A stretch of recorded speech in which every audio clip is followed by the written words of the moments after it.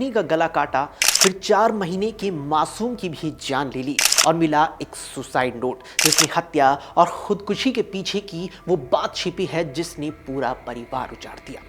नमस्कार, आप देख रहे हैं अमर उजाला, आपके साथ मैं हूं अक्षय अग्रवाल।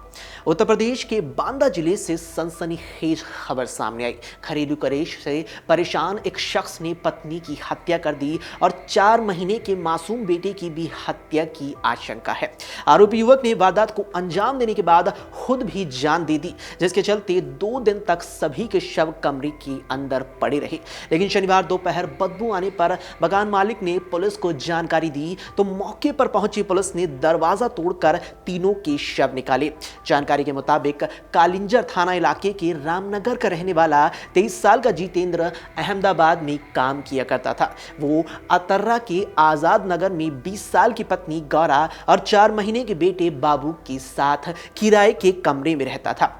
जितेंद्र ने गुरुवार रात पत्नी गौरा का चाकू से गला रेत दिया। कमरे में 4 महीने के बेटे बाबू का भी शव मिला।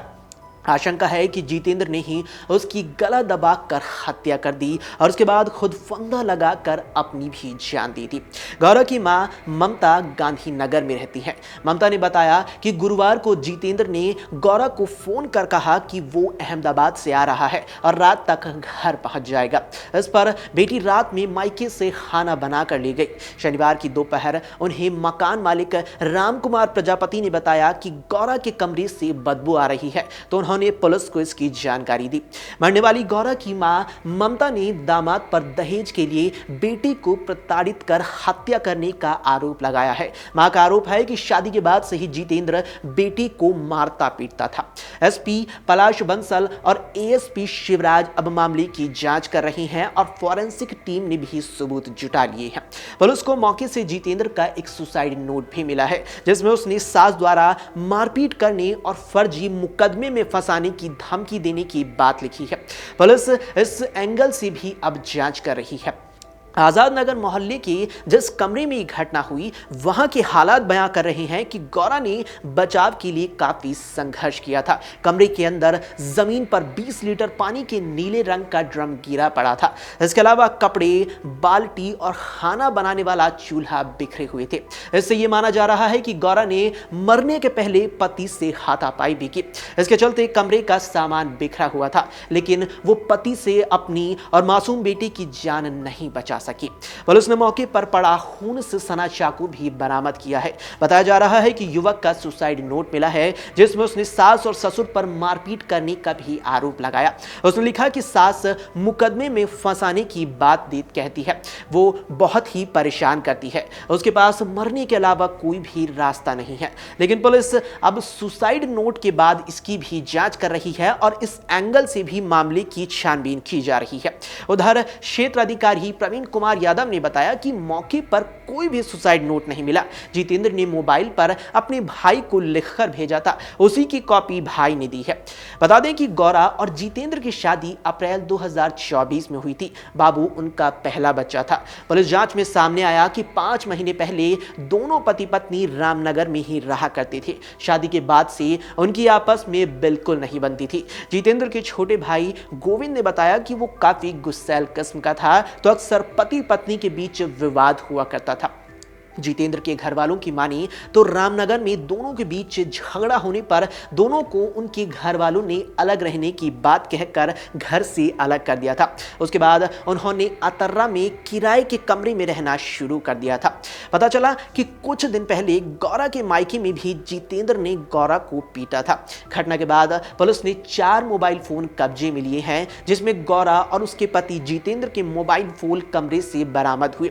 फॉरेंसिक टीम ने जांच के लिए उसे सील कर दिया है। इसके अलावा जितेंद्र के छोटे भाई गोविंद और गौरा की मां ममता का मोबाइल भी पुलिस ने ले लिया है। पुलिस उन दोनों के मोबाइल फोन की भी जांच पड़ताल कर रही है। गोविंद भी देहरादून में मजदूरी करता है। साथ ही बताते चले कि जितेंद्र के परिवार का मजदूरी ही पेशा रहा है। जितेंद्र के पिता लल्लू प्रजापति कालिंजर के रामनगर गांव के रहकर मजदूरी करते हैं। देखिए, आज दिनांक 10 मई को जनपद बांदा के अतर्रा थाने से सूचना प्राप्त हुई कि एक बंद कमरे के अंदर से दुर्गंध आ रही है। इस सूचना पे जब स्थानीय की फोर्स मौके पर पहुंची और बंद दरवाजे को तोड़ा गया, तो तो अंदर से पति पत्नी और बच्चे का शव बरामद हुआ। इसमें जो प्रथम दृष्टिया अभी तक संज्ञान में आया है वो पति पत्नी के बीच में कुछ ना कुछ कलेश रहा है, जिसके चक्कर में पति द्वारा पहले पत्नी और बच्चे की हत्या की गई है, उसके बाद स्वयं फांसी लगा करके आत्महत्या की गई है। तीनों शवों को पुलिस द्वारा कब्जे में लेकर के पोस्टमार्टम हेतु भिजवाया जा रहा है और अन्य विधिक कार्रवाई की जा रही है। जितेंद्र 3 भाइयों में सबसे बड़ा था, तो उसकी 5 बहनें भी हैं और सभी शादीशुदा हैं। उधर उसकी पत्नी गौरा 3 बहनों में दूसरे नंबर की थी। पिता सवलिया बिसंडा के कोनी गांव के रहने वाले हैं। अपनी जमीन ना होने के चलते मजदूरी के उद्देश्य से अतर्रा के गांधीनगर में संतोषी माता मंदिर के पास किराए के मकान में रहने लगे थे।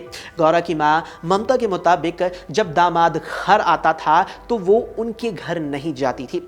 गुरुवार की रात जब गौरा मायके से खाना लेकर गई तो उन्हें फिर दोबारा उनसे बात नहीं की। उन्हें क्या पता था कि उनका दामाद इतनी बड़ी वारदात को अंजाम दे जाएगा। उन्होंने अपने दामाद जितेंद्र पर शादी के बाद बाइक मांगने का भी आरोप लगाया। उधर पुलिस ने गौरा की मां और जितेंद्र के भाई गोविंद से भी पूछताछ की है।